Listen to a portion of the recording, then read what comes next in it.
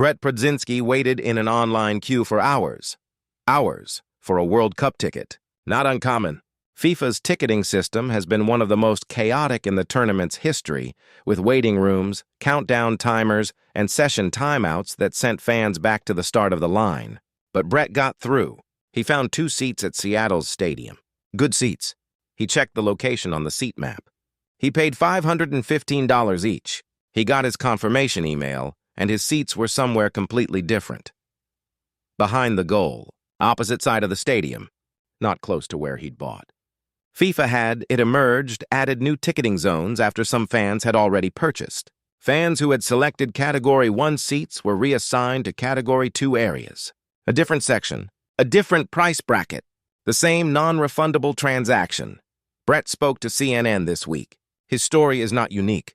It is one of hundreds of similar complaints that have been pouring into the offices of 2 of America's most powerful law enforcement officials. And on Wednesday, May 27th, 3 days ago, those officials acted. New York Attorney General Letitia James and New Jersey Attorney General Jennifer Davenport jointly announced they had subpoenaed FIFA, not written a strongly worded letter, not opened a preliminary inquiry, subpoenaed, compelled FIFA to hand over documents about its ticketing practices for matches at MetLife Stadium, including the World Cup final on July 19th. James said New Yorkers deserve a fair shot at affordable tickets and that fans should be able to trust that the tickets they purchase will be the ones they receive. Davenport described fans being subjected to what she called a gauntlet of confusion, fake scarcity, and impossibly high prices. The city's consumer protection. Commissioner said the allegations of blatantly deceptive conduct were deeply troubling and that enforcement action would not be hesitated upon. All of this. 12 days from the opening ceremony, that's where the 2026 World Cup stands on May 30th, and it's the starting point of a story that goes well beyond one man's misassigned seats in Seattle. Because the subpoenas are the sharpest symptom of something that has been building across every American host city since this tournament was awarded. Something that was always going to arrive. And that has now arrived at the worst possible moment.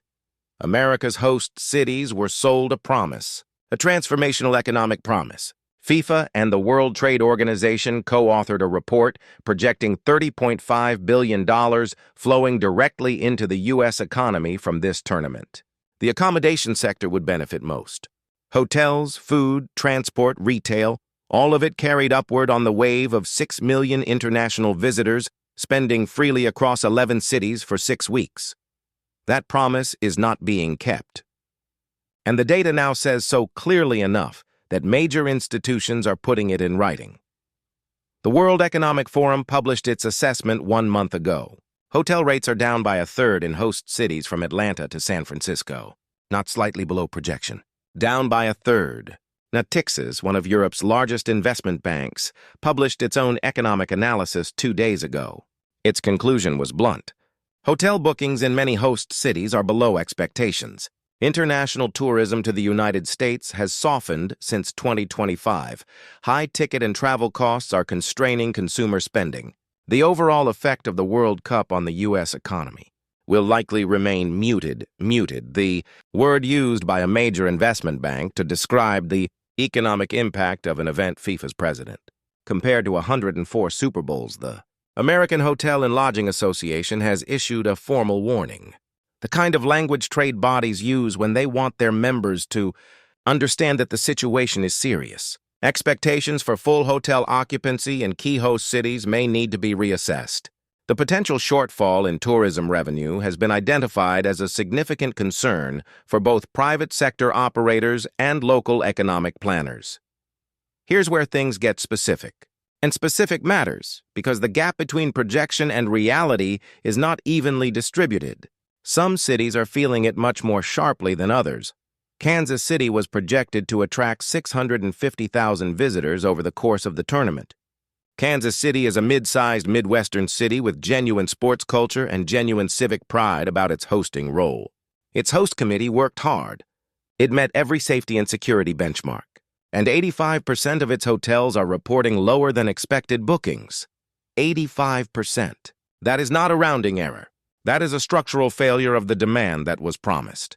Seattle revised its expected international visitor count downward by 17%, Boston's chief of tourism told reporters that hotel occupancy for June remained well below projections built in.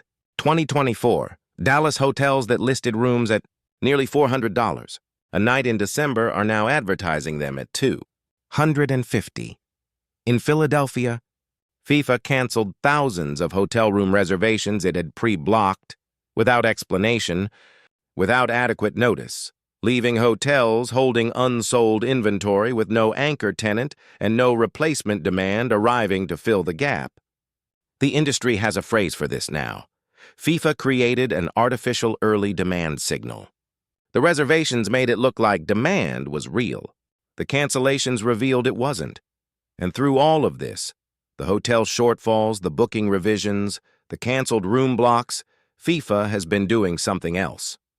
Something that the subpoenas issued this week are designed to examine in detail. Between October 2025 and April 2026, FIFA raised the price of tickets for more than 90 of the 104 World Cup matches. The three main ticket categories rose on average by 34%. Variable pricing, the dynamic model FIFA introduced to this tournament for the first time, meant that fans who bought early paid the most. Fans who waited paid less, as demand underperformed projections and the market adjusted. But there was no refund mechanism.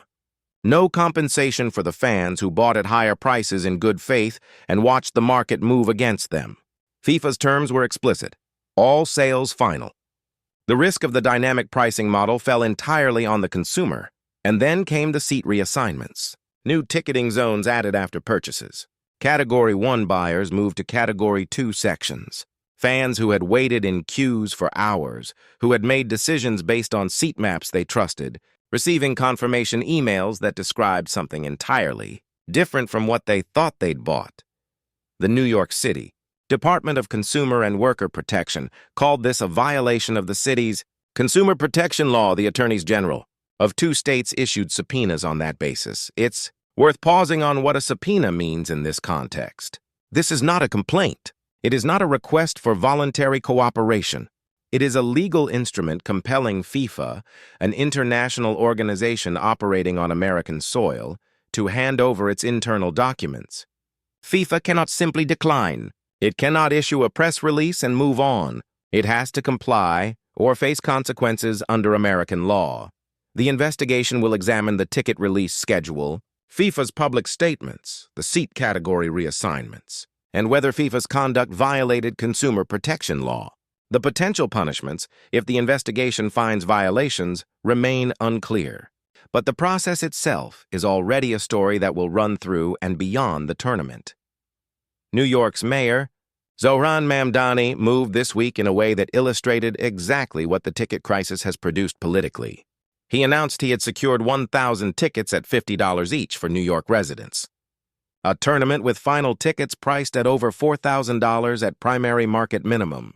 A tournament whose dynamic model raised prices 34% over 6 months. And the host city's mayor responding by personally sourcing discounted tickets at $50 to make the event feel accessible to the people he represents. That juxtaposition, the $50 ticket gesture against the backdrop of a subpoena investigation, captures the 2026 World Cup's central paradox, an organization projecting $11 to $14 billion in revenue, a consumer protection investigation into whether it misled the people who paid for it, a mayor trying to patch the accessibility gap with 1,000 subsidized seats. The football is coming. 12 days from now, the opening ceremony will happen at the Azteca. Shakira will perform Die Die in front of 83,000 people.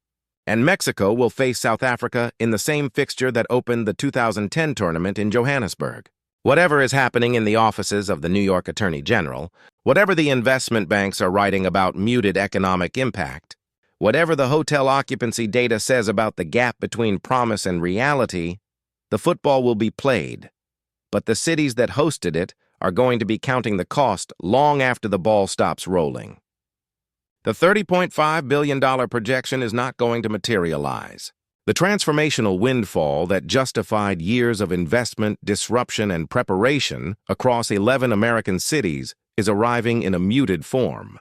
And the organization that made those projections, that sold the promise, that took the revenue, FIFA, is now the subject of a law enforcement investigation in its own tournament's host state. That is where we are, 12 days from the opening whistle.